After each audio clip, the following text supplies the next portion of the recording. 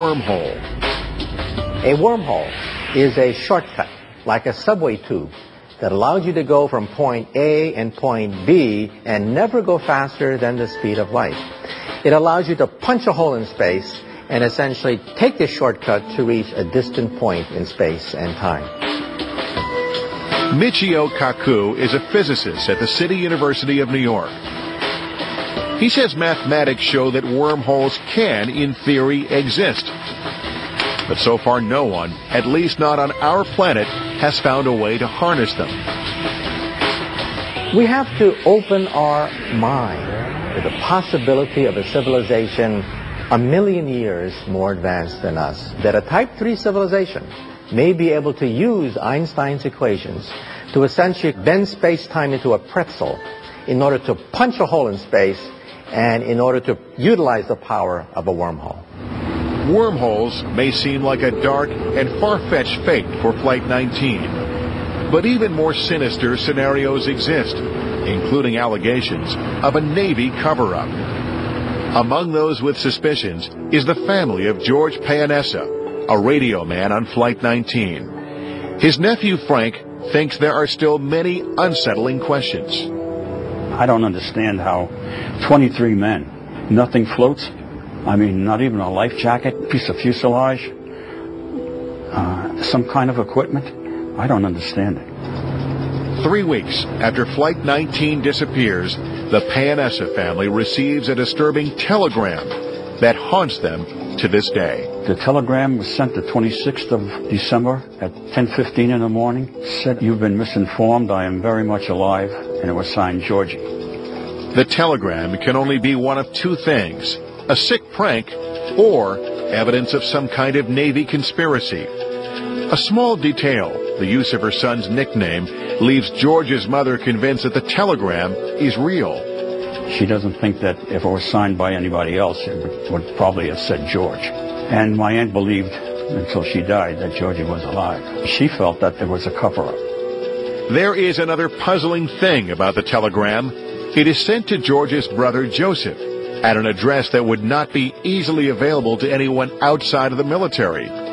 Would someone in the loyal ranks of the Navy be so cruel as to think this was a funny prank? The thing that puzzles me is not only the telegram, but the fact that they knew my father's address at the Marine Corps barracks in Washington, D.C. One of the reasons people theorize the Navy may be involved in unexplained disappearances in the Triangle is because of AUTEC, a top-secret U.S. Navy testing facility. AUTEC stands for Atlantic Undersea Test and Evaluation Center. Underwater training exercises are performed here with missiles and submarines. I believe that it's not a coincidence that the U.S. military has located AUTEC here in the Bermuda Triangle. I think they know a lot more about the anomalies here than they are saying. This unauthorized footage shows the above-ground portion of AUTEC on Andros Island in the Bahamas. It is located just feet from the tongue of the ocean, where the depth abruptly plunges by thousands of feet. The deep blue channel you see here is for submarines. We made repeated requests to interview someone from AUTEC and get a tour of the facility, but were denied. Suspicion about AUTEC's role stems from rumors about highly classified Navy electromagnetic tests during World War II. The rumors are the basis of a movie, The Philadelphia Experiment, about a covert military project to make ships disappear. In the movie, the test goes seriously wrong. Get back, get back, get back. The movie is based on an alleged Navy experiment in the 1940s called Project Rainbow that was shrouded in secrecy. It was probably an unidentified project during the war in which they were either trying to make a ship invisible to radar or invisible, quote unquote, to magnetic mines. If doing that, they might have encountered an enormous coronal phenomenon.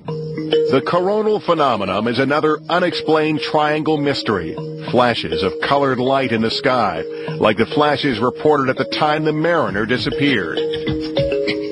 Could ships and planes unknowingly steer into secret tests being conducted at AUTEC? Some believe AUTEC is a cache of clandestine operations that they conceal undisclosed vessels, including underwater submersible objects called USOs.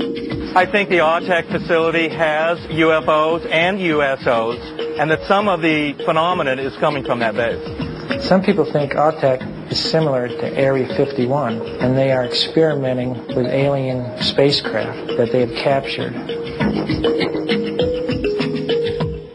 AUTEC's role in electromagnetic testing remains unknown, but others confirm that electromagnetic phenomenon exists. It's been done in laboratories since then by accident as well, in which you lock up magnetic fields and it causes very bizarre reactions, including the disappearance of metallic objects. In the late 1970s, engineer John Hutchinson creates extraordinary magnetic vortices with equipment crammed into his apartment. He seems to levitate objects like this saw and this broom. He appears to make plates spin and coins jiggle. This is his footage, which no outsider has ever authenticated. But if it is as strong as it looks, it suggests that manipulating electromagnetic forces can have drastic consequences, results that raise new questions about what happened to Flight 19 and who was involved.